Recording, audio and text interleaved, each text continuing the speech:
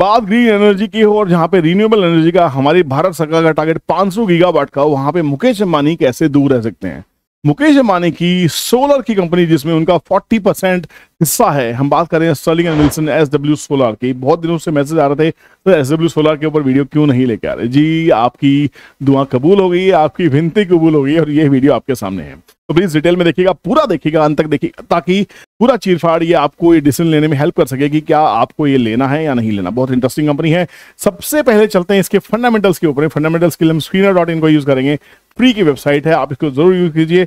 SW solar मैं यहीं पे स्टडी करता हूं, मैंने इसका पेड प्लान ले रखा है क्योंकि मुझे बहुत वीडियोस बनानी होती हैं, बहुत सारे स्टॉक्स को आइडेंटिफाई करना होता है। एक ईमेल आईडी के ऊपर में आप फ्री में 20 स्टॉक्स को आप सर्च कर सकते हैं, आपकी मर्जी है, मैं कोई प्रमोशन इसकी नहीं कर रहा हूं। तो यहाँ पे सबसे पहले देखते हैं कंपनी का साइज क्या है, डेट वेट है क्या। कंपनी के ऊपर 900 करोड़ रुपीस के आसपास का डेट दिखाई दे रहा है। रिटर्न्स अभी नहीं दिखाई दे रहे हैं। कंपनी का आरओसी माइनस में दिखाई दे रहा है। मार्केट कैप 14,000 करोड़ के आसपास में है।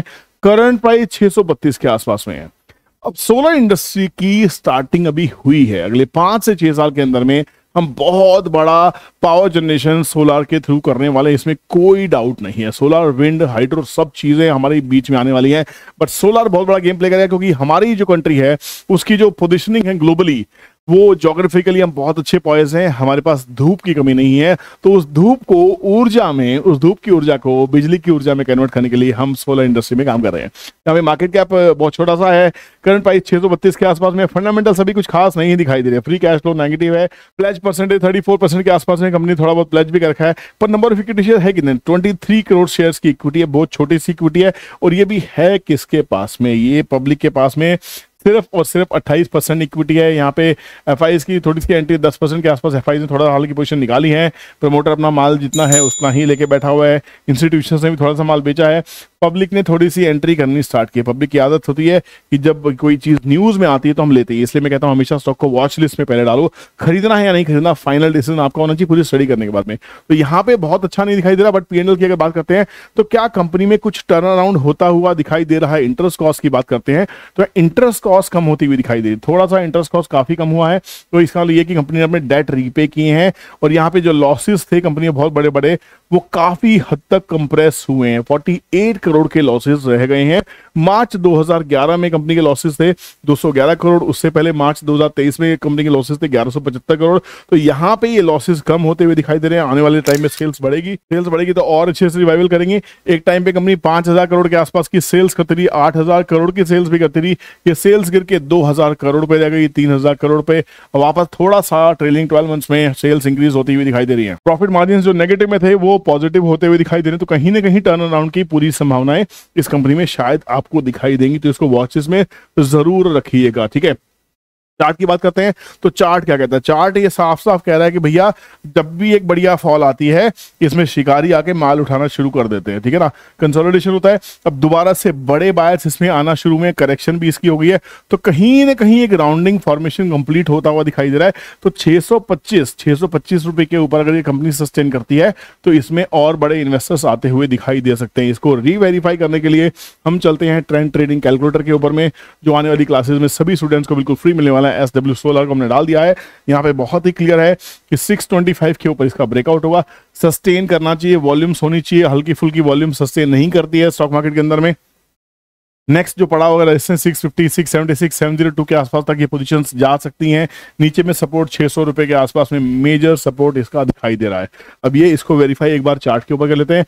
मंथली चार्ट कुछ कह रहा है। मंथली चार्ट में इस महीने में काफी अच्छा पुलबैक आपको देखने को मिल सकता है। अच्छे खासे करेक्शन के बाद में ये देखिए यहाँ पे 800 के करेक्शन के बाद में 800 से गिरते गिरते स्टॉक 500 के आसपास में आया।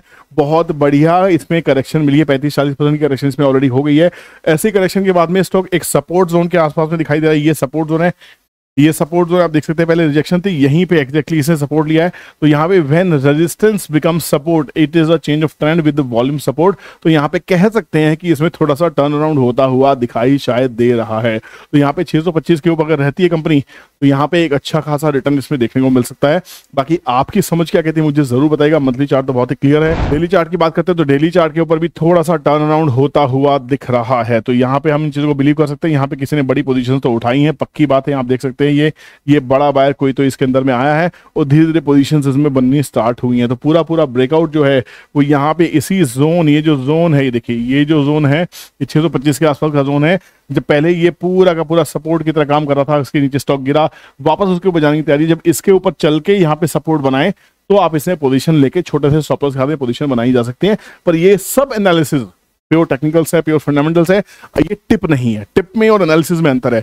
जब हम पूरी स्टडी कर रहे हैं, अपने आप को एजुकेट कर रहे हैं, अपने आप को लर्न कर रहे हैं, यहाँ पे स्टॉक को फाइंड आउट करने के लिए प्राइस लेना ही पड़ेगा, स्टॉक का नाम लेना ही पड़ेगा, डिस्कशंस करनी ही पड़ेंगी।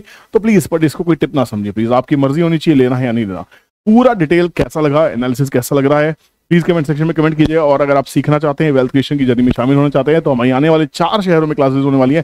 चारों में से किसी भी शहर के अगर आप आसपास हैं तो आप हमें ज्वाइन कर सकते हैं। मुंबई, अहमदाबाद, कोलकाता और लखनऊ, चारों शहरों में क्लासेस होने वाली है। लखनऊ फर्स्ट टाइम आ रहे हैं, मुंबई अहमदाबाद काफी अच्छा रुझान दिखाई दे रहा है। अहमदाबाद और मुंबई की पहली 30 सीट्स बहुत जल्दी बुक होने वाली है, तो आपको 5000 का जो डिस्काउंट है वो उसका फिनिश हो जाएगा। अपनी सीट्स को अभी लॉक कर लीजिए, ज्यादा बेटर रहेगा। फीस है 32,000 लेस 5,000 अर्ली बर्ड ऑफर, और आपको नेट फीस पे करनी है 27,000 रुपीज, इससे कम फीस नहीं है। देखिए, अगर आप एक फैमिली से हैं, माँ बाप आना चाहते हैं, बाप बेटा आना चाहता है, माँ बेटा आना चाहते हैं, फैमिली से हैं, 2 दोस्त आना चाहते हैं, तो आप हमें स्पेशल डिस्काउंट्स के लिए फोन कर सकते हैं। वहां पे कुछ कंसिडरेशन हम आपके लिए एक्स्ट्रा 5,000 के अलावा कर सकते हैं, बट वहां पे आपको एक पेयर की तरह जरूर आना होगा। तो आप बाकी डिटेल्स आप जाने के लिए हमें कांटेक्ट कर सकते हैं। नीचे स्क्रीन पे दिए गए नंबर पे कांटेक्ट कीजिए, कॉल कीजिए, व्हाट्सएप कीजिए, जो आए मन कीजिए, और हमारी वीडियोस का वेट कीजिए। मिलते हैं नेक्स्ट वीडियोस में, तब तक ख्याल रखिए, कीप लर्निंग, बाय बाय, जय हिंद।